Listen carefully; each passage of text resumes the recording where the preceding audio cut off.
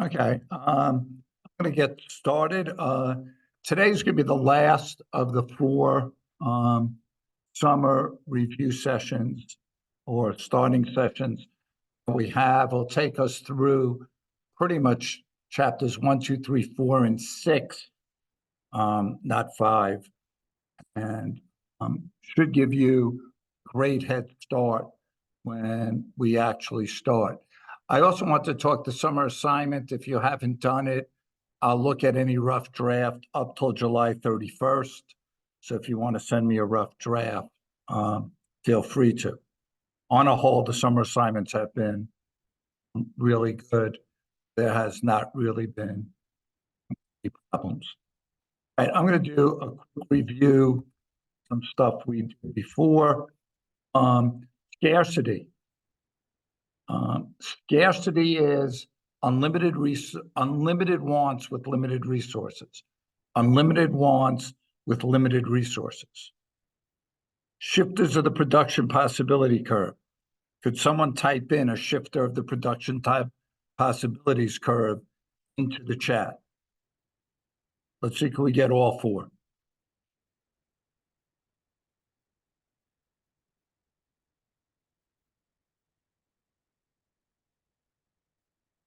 Change in technologies, one. Someone knocking another one.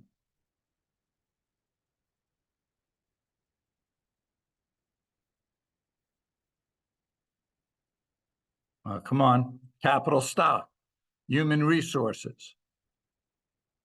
No, a recession would be, Seth, a dot inside the production possibilities curve, but not a shifter.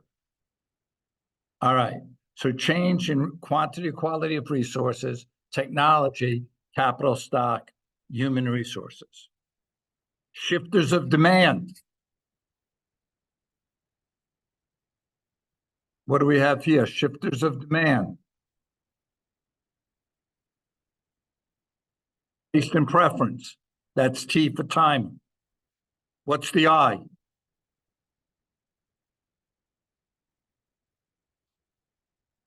Income. All right. Who could give me the M? Market size. Good. Who could give me the E?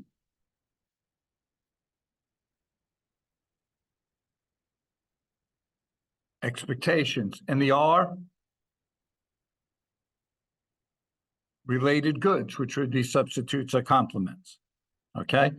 So a change in price of apples does not shift the demand curve for apples. Okay. So it's taste and preference, income. Remember, normal good, income up, demand up, income down, demand down. Okay. Inferior good, income up, demand down. So say McDonald's. If income's up, people buy less McDonald's and they'll go out to Outback. Market size, expectations. So say you feel that the price of cars are going to go up next month, the demand for cars will increase today, and related goods, substitutes or complements. All right, shifters of supply. Can anyone give me the R?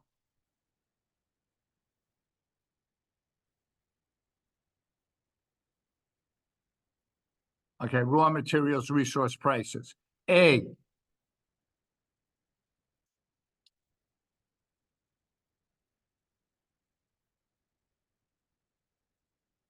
Did I stump you? Okay, alternative production, excellent. I could grow corn or wheat. I'm going to grow the thing that I make the most money on. T. Technology. N.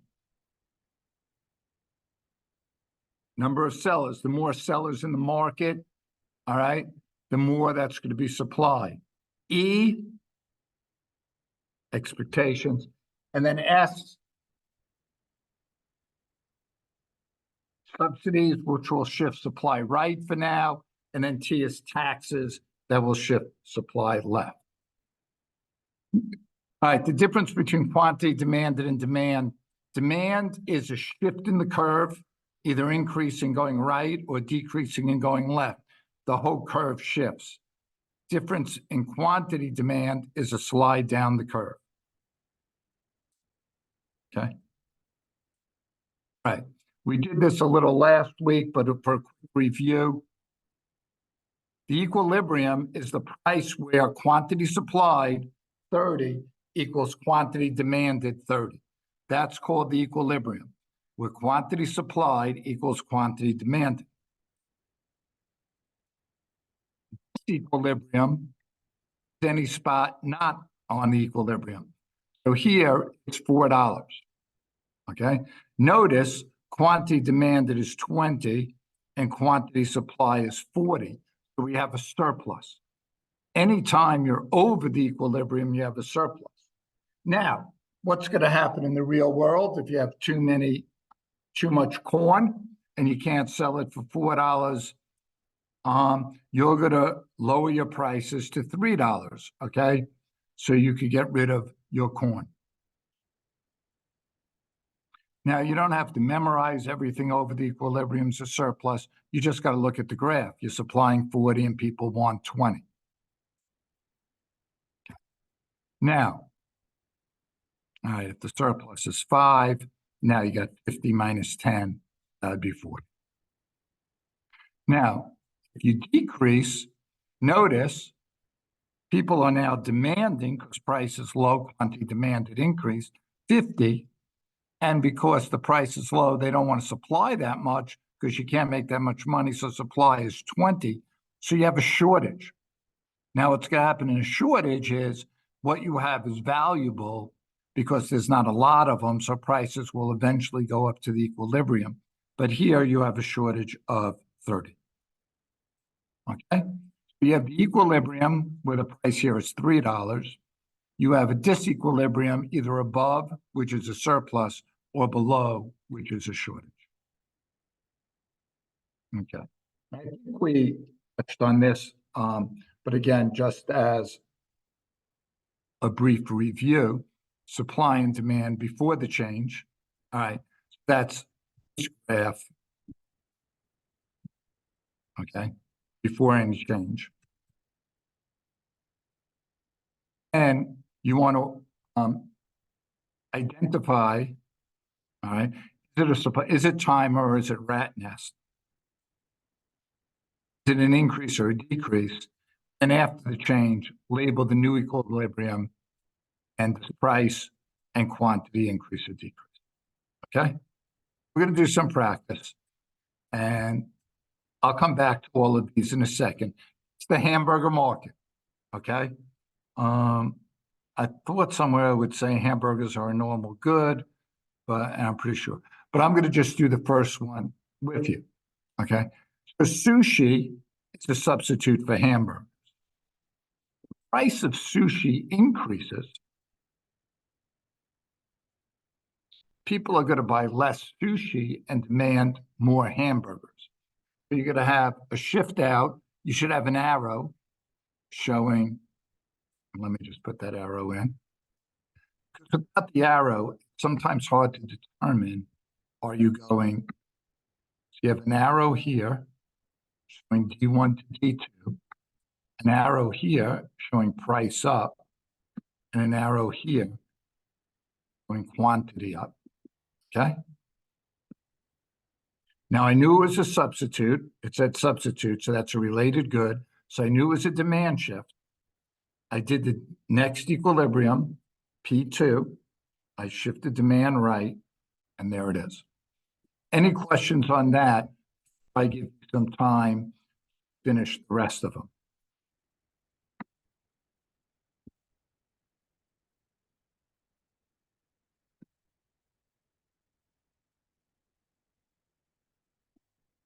Okay, I'll give you a couple. I'd like you to graph them out.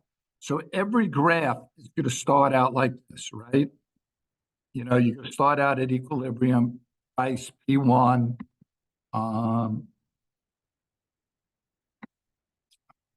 and then you're going to the shift supply or demand increase or decrease. This is your starting graph for each one of them.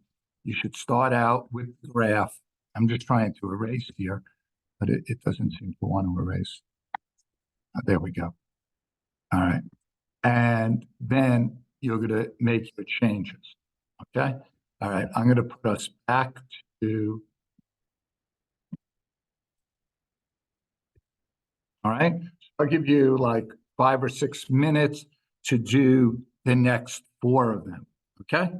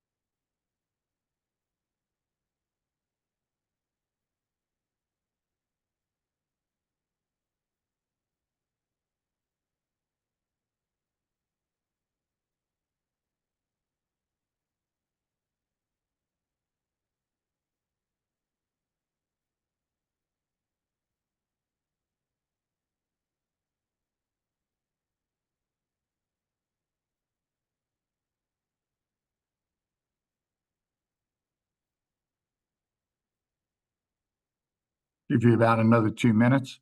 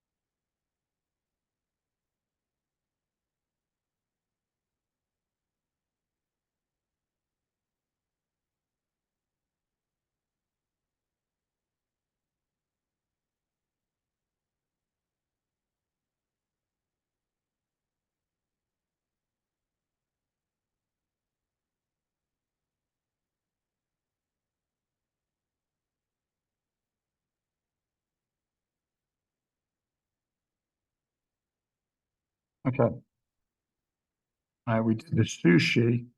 New grilling technology puts product. All right. Supplier demand shifter. Which one? Type it in.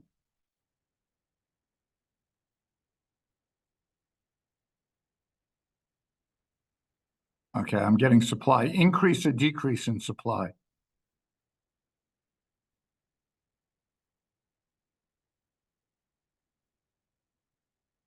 Okay, I'm getting increase.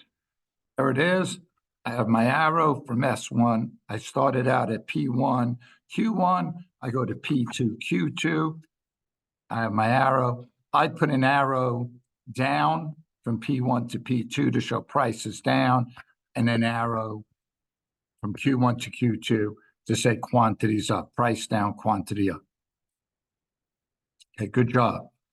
Price of burgers falls from $3 to $1. Supply shifter or demand shifter? Type it in.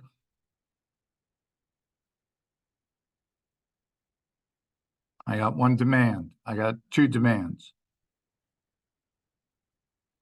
Anyone else?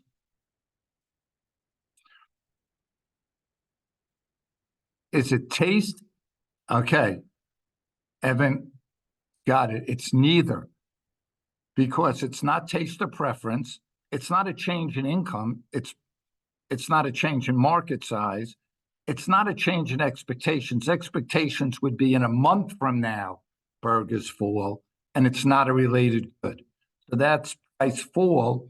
You would have your equilibrium, and then you'd have your shortage because the price would be underneath the equilibrium. Does that make sense to everyone? Because a couple of you had demand.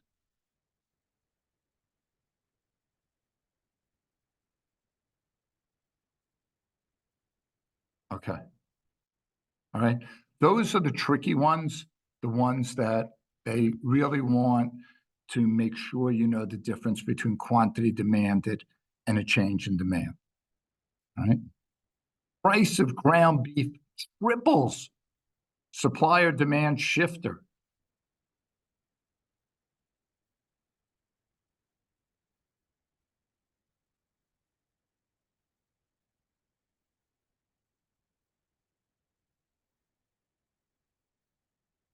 Are you talking about the last one?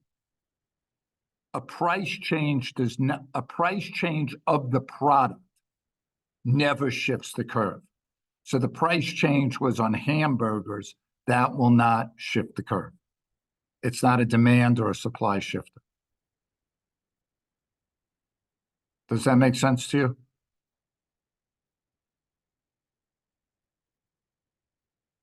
Okay. All right. So far we've got a demand here for price of ground beef triples. Anyone else?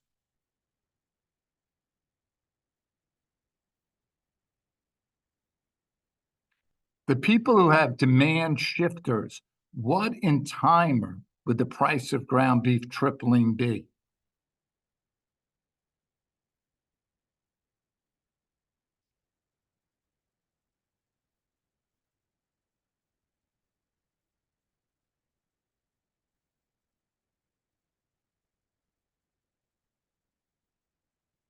No, Jack, it's going to be one of them. It's a resource. You need ground beef to make hamburgers. So if the price of ground beef triples, it becomes more expensive to make hamburgers. So it's a supply shifter. Okay. So I'm going to shift supply left. I have my P1, P to P1.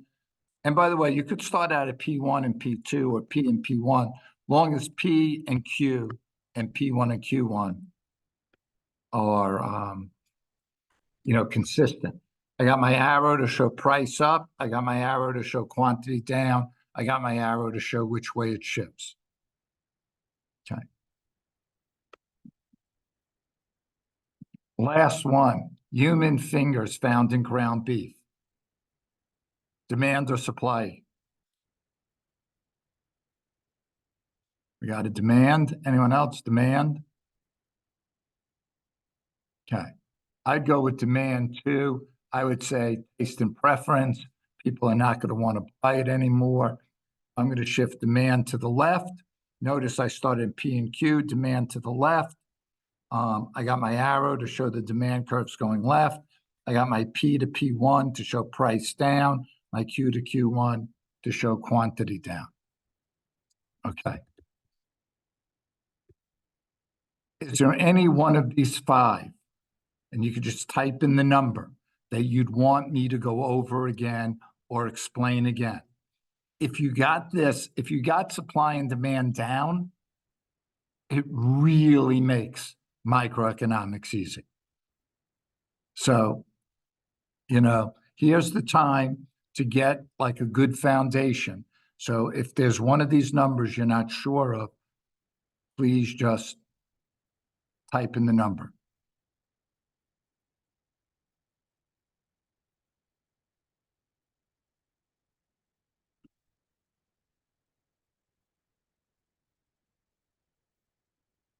All right, 1. That's the sushi. All right, so sushi is a substitute. So Roy, if the price of sushi increases, notice it's not the price of hamburgers, it's the price of sushi increases. People are going to buy less sushi, and therefore they're going to buy their substitute hamburgers instead. And that's why the demand for hamburgers increases.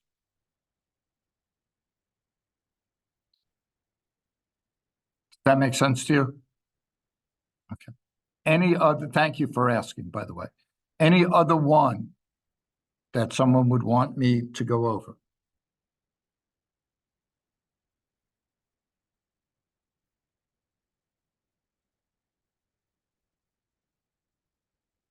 Okay. Move on. Okay. So now we're going to talk about consumer and producer surplus. Okay. And you're going to know what it is. And then I hope you're going to be able to show a graph of producer and consumer surplus. If we really get the time, you'll even be able to do price ceilings and price floors. Okay. And if you have $200 to buy shoes, what might happen when you go to the mall? Okay. I go to the mall, I have $200 to buy shoes. Shoes cost $120. I'm willing to spend $200. I spend $120. My consumer surplus then would be $80.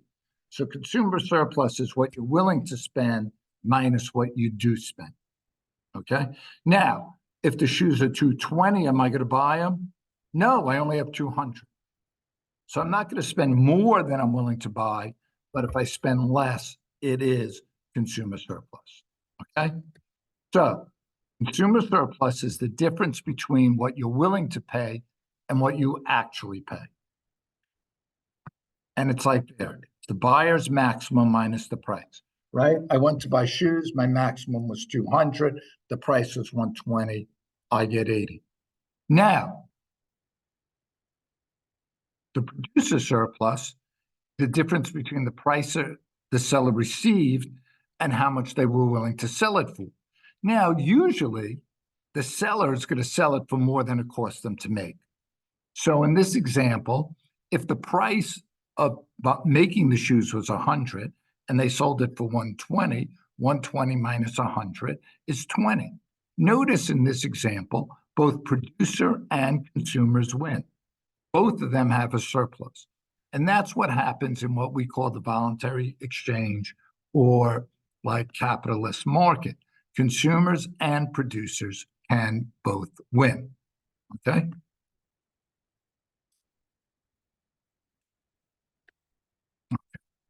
Alvin, I'd like you to pick up all the sticks and fallen branches in the yard so I can mow it. Will you pay me? Well, okay, I'll pay you $1. $1? I won't do it less than 25. In a minute, you'll do it for nothing because I just told you. I'll take the $1. Smart boy. All right, a little econ humor is never really that humorous. All right, you want to buy a truck, so you go to the local dealership. You're willing to spend up to $20,000 for a new 4x4. The seller is willing to sell the truck for no less than $15,000. After some no negotiation, you buy the truck for 18. Take a minute, don't type anything in, and tell me what the consumer surplus is and what the producer surplus is. Just do that on your own, and I'll give you a minute, and then I'll ask for answers.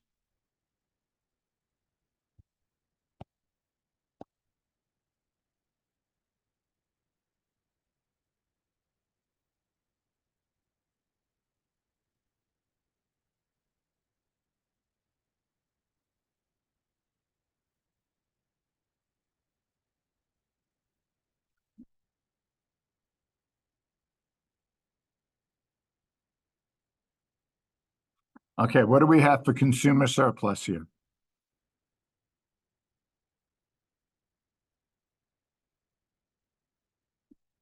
Okay, I see some 2000s. Anyone else?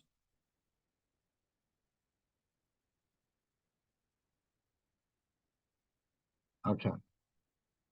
And what do we have for producer surplus? Okay, 3,000. All right, good. So buyer's maximum, 20,000, seller's minimum, 15, price 18. Consumer surplus, 2,000, producer surplus, 3,000, just like you guys said. Okay? Now, usually the questions about consumer and producer surplus are basically graphing questions, but this is the foundation so you can understand how we're going to graph it. All right. Now, here is a graph, right? $4 is the equilibrium, quantity is 4. Consumer surplus, graphically, is always going to be above the price and below demand. And this is why.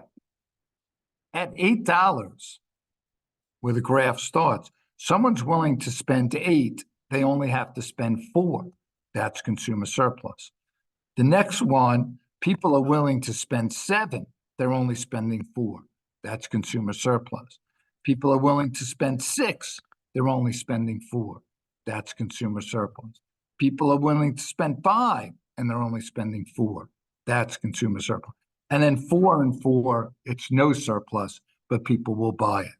So everything above the 4 and the 8 and below is consumer surplus. So that triangle of blue is consumer surplus, above the price, below demand. All right, graphically, that's always the formula. Below the price, above the price, below demand. And again, the reason why. Willing to spend 8, spends 4, 7, 4.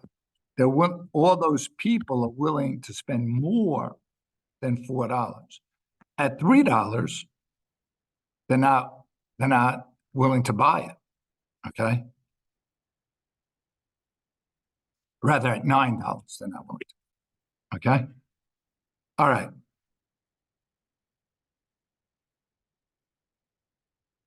Now, producer surplus is always below the price and above supply. So this producer is willing to supply at $1, he's getting 4. Willing to supply at $2, getting 4. $3, getting 4. $4 and getting 4. Okay. It's not going to supply anything at no dollars. So again, below the price and above supply, consumer and producer surplus. Okay.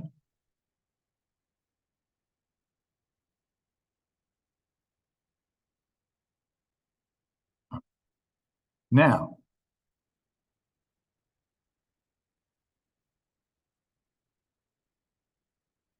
I'll give you a second, a minute or two, to figure out the consumer surplus, the producer surplus, and the total surplus based off the numbers in this graph.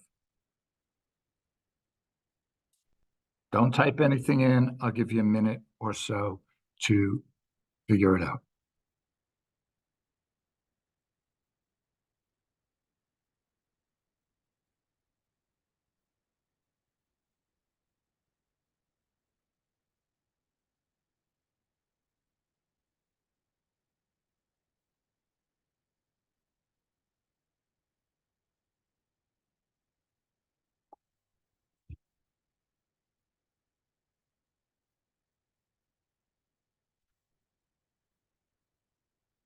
This is time work. That's how nice.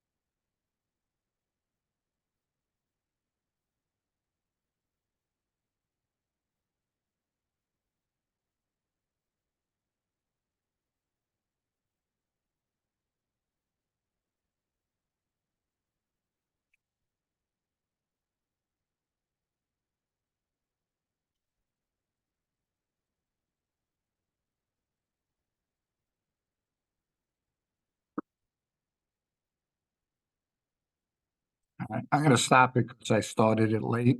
What do we have for consumer surplus? What's the number?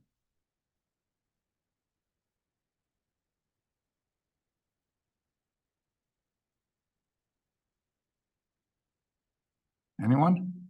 Number? I got 120, I got a 25. Anyone else? Okay, so we got a triangle here, right? It's half base times height. So the base is 0 to 10, so the base is 10.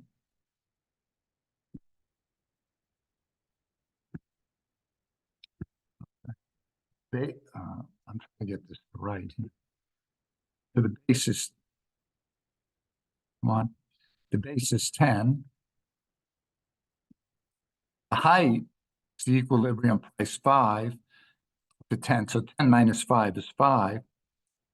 10 times 5, which is 50. It's half base times height. 50 divided by 2, and that gives you 25. Okay? All right.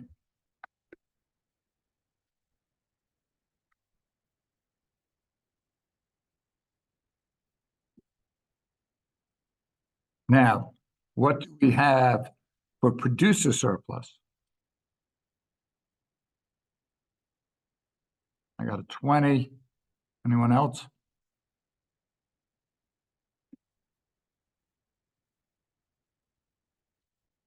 Okay, we're going to do the same thing. Base here is the same. It's going to be 10. All right. The height starts at 5 and goes down to 1. 5 minus 1 is 4 times 4 is 40. It's half base times height. It's going to be 20. Add both of them up, 25 is 20 is 45. That is the total surplus. Okay. Anyone have any questions on how we found consumer, producer, or real surplus? You could either turn on your mic or you could put it in the chat.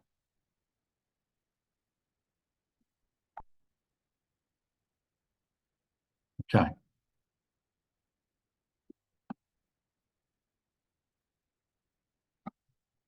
What we there is just what we did. Okay. All right. Which of the file? Let's do a couple of multiple choice.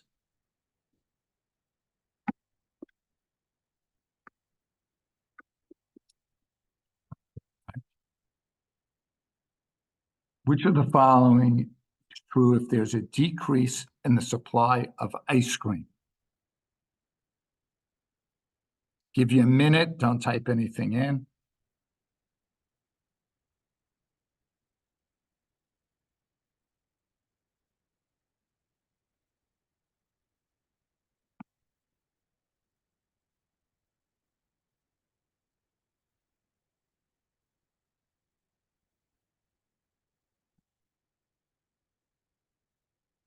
Hold it. My screen sharing pause.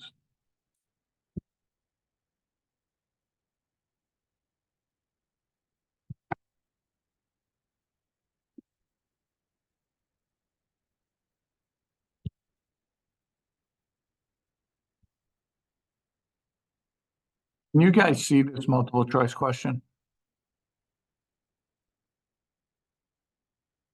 Okay, all right. All right, I'll give you another 30 seconds.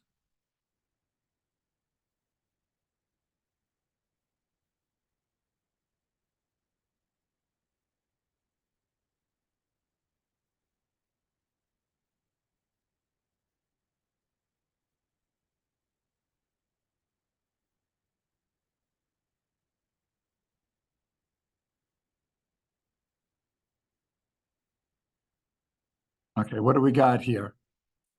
What do we got for an answer? I've got B. I've got B with a question. I've got B. All right, so here's what I'm going to do. Look at it. I don't know why this thing is here. If I look at it graphically here, I do a decrease in supply, which would be like over there. My new equilibrium was here. Notice consumer surplus is above the price, below demand. The red lines are. Consumer surplus decreases. People who had B as in broccoli were correct. Okay. Any questions on that? Before we move to the next one. What's dead weight loss? Was that an answer there? Yeah, it was E. All right. Dead weight loss is, say there was a tax shifted supply left, weight loss. I'm just trying to graph this. Would be this triangle here. What it is, it's because of the increase in price due to the tax, consumers and producers who are knocked out of the market and no longer sell or buy the product. Okay. And we'll get into weight loss because anytime government intervenes in the free market, besides externalities, weight loss occurs. That takes away from total surplus.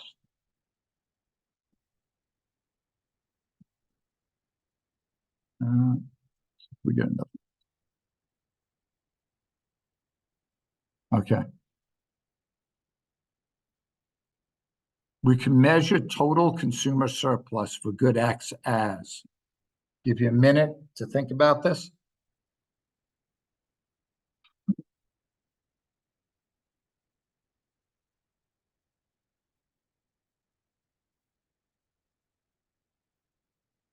Can you see the screen now? Okay. Let me see, could I?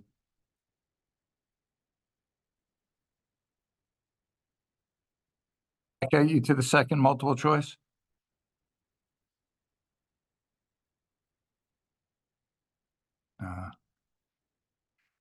Let's see. Here we go. How about now? Okay. I don't know what happened there. Okay. We can measure total consumer surplus for good X as. Take a minute.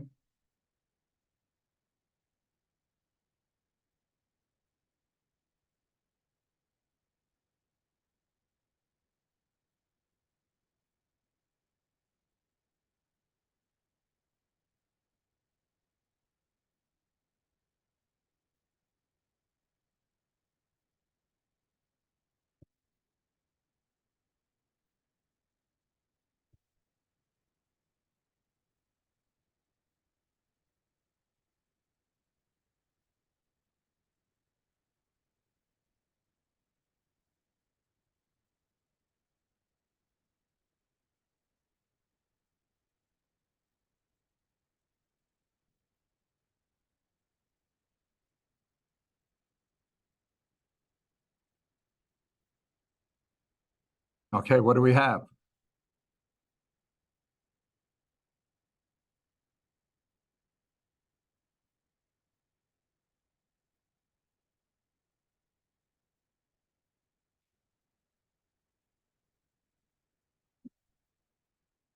Okay. All right, is it above the demand curve? Remember, I'm trying to just go back, so below the demand curve and above the price.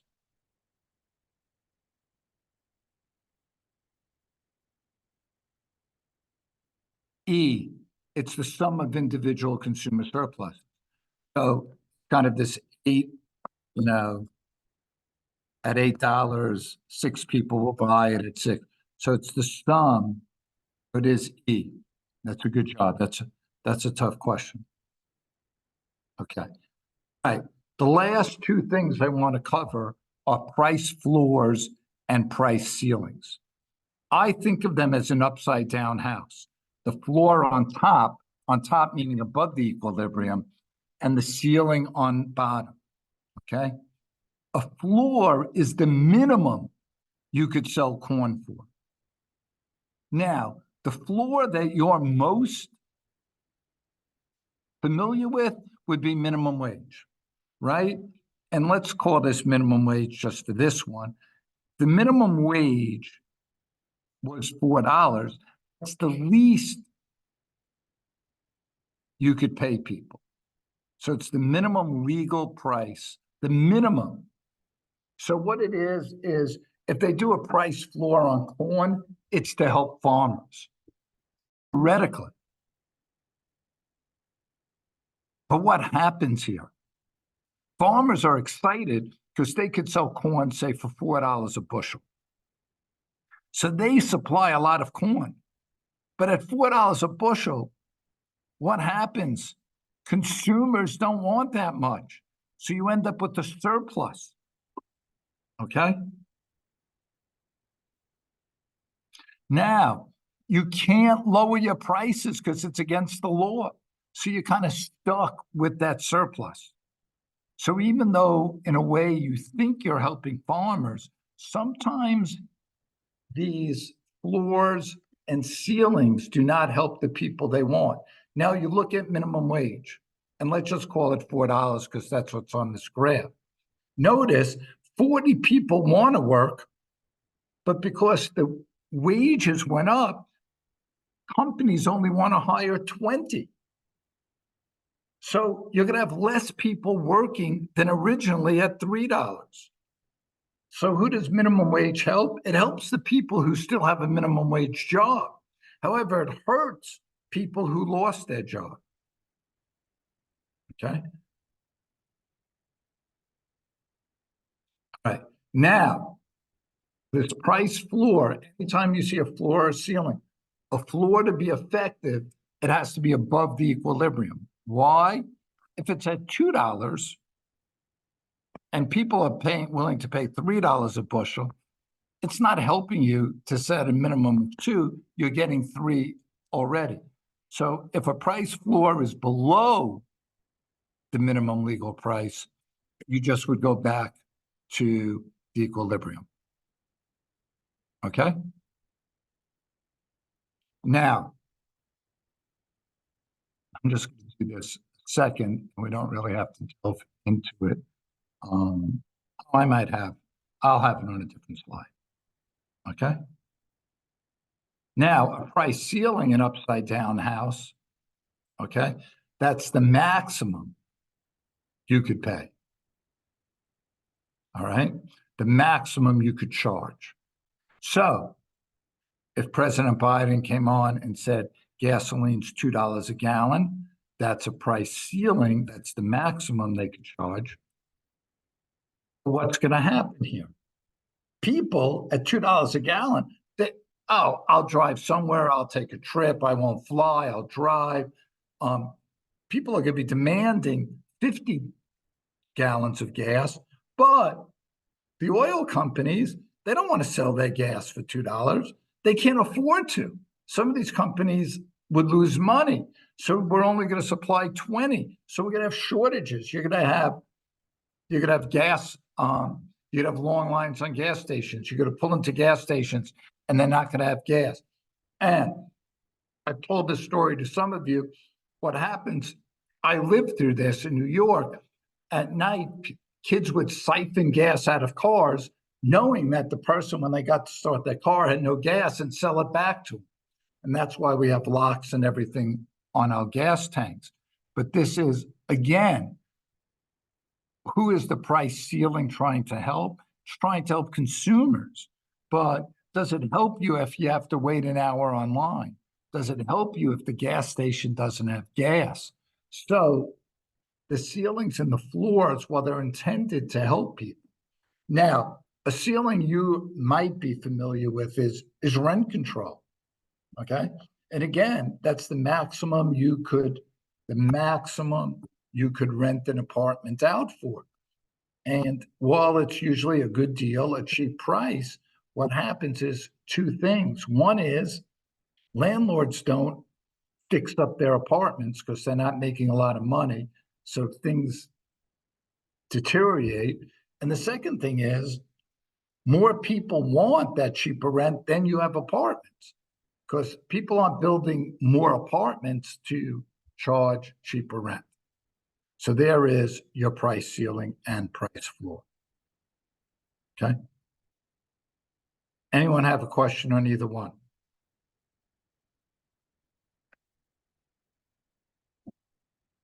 Okay. The last thing I want to show you is just how to figure out consumer and producer surplus with these. Okay. Now, there is regular consumer and producer surplus, right? But now I put in on this.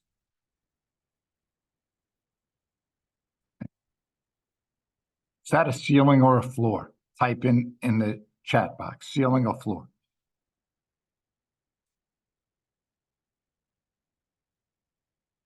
I got one floor. Anyone else? Okay, I got floors. All right, upside down house, it's above the equilibrium, it's a floor. Now, the key to it is where the floor line intersects the demand curve, I draw a straight line down. Okay? Now, what was the rule we talked about graphing? Consumer surplus, right? Of the price below demand. Producer surplus below the price above supply. That white triangle is deadweight loss, which someone asked me about before. What has occurred is because price went up, notice quantity decreased, quantity demanded decreased, and therefore we drove some people out of the market. All right. So it's anytime you see deadweight loss, it's inefficient. These people have been driven out of the market. You have less consumer surplus, more producer surplus, but less total surplus.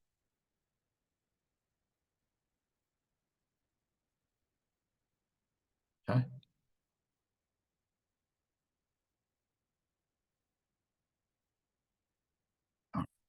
Now I'm just going to do the same thing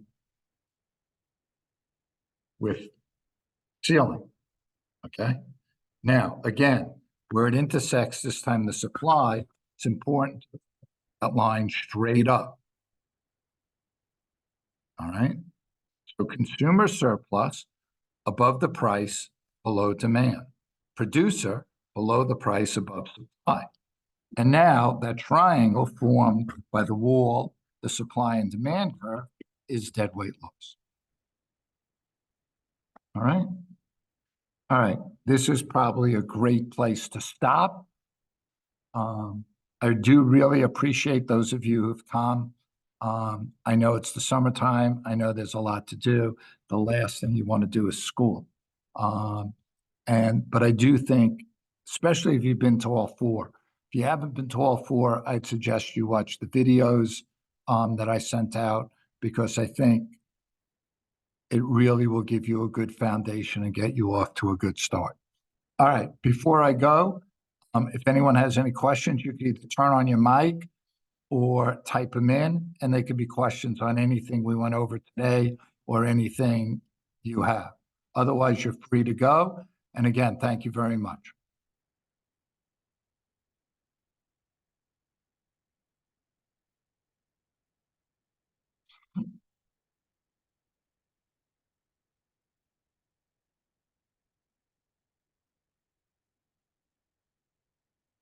You want to go over the shifters, Seth?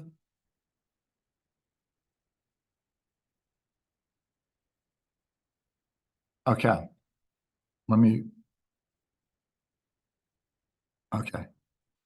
So demand is, and Seth, I remember the shifters with timer, the demand. Taste and preference. That would be, do things change? I'm trying to think of something, bell-bottom pants used to be, when I was a kid, popular. I don't think many people wear bell bottoms, so the demand for them would go down. Income. If people in the United States are making more income, normal goods, demand increases. Market size. If the population that you're selling your product to increases, the demand for the product will increase. So if I'm selling it to 100,000 people in Baltimore, in Towson, but then I increase it to all of Baltimore County, which is 1 million people, the demand for my product will increase. Expectations. If I think the price of hamburgers are going to increase next month, I'll buy more hamburgers now. So the demand for hamburgers will increase now. And then related goods, substitutes, and complements. A substitute is something that I could use instead of that good. So like Coke and Pepsi. So if the price of Coke goes up, people buy less Coke and demand more Pepsi. So if we're looking at the Pepsi market, the price of Coke goes up, not Pepsi, then the demand for Pepsi increases. The other related good is a complement. Those are things that go well together. Okay? Think hot dogs and hot dog buns. So if the price of hot dogs go up, and we're looking at the hot dog bun market, the demand for hot dog buns decrease. Because if the price of hot dogs go up, people want less hot dogs, therefore they need less buns. Okay, anything on the demand shifter that you'd want me to go over again?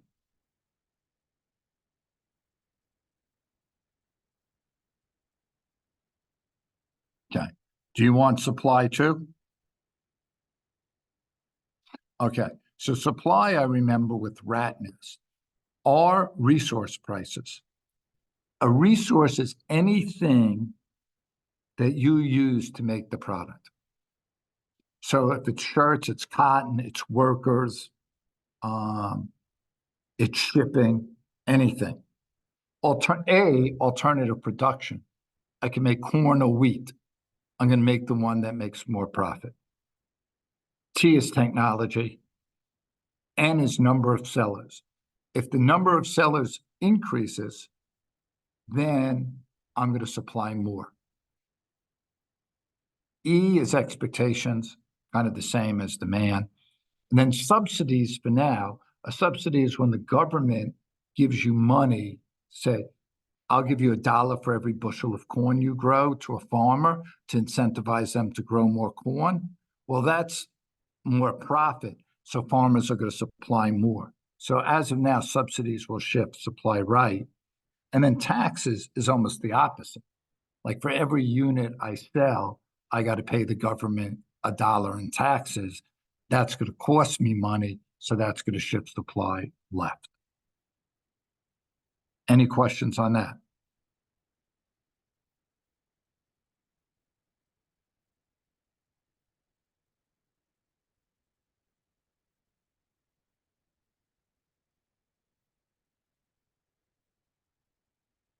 Resources, anything, alternative production. Okay, alternative production is you have the ability, say on a farm, to grow wheat or corn. You're gonna grow the one that makes you the most money.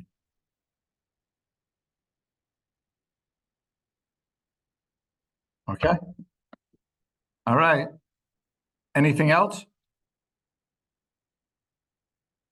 All right. Enjoy the rest of your summer. Take care.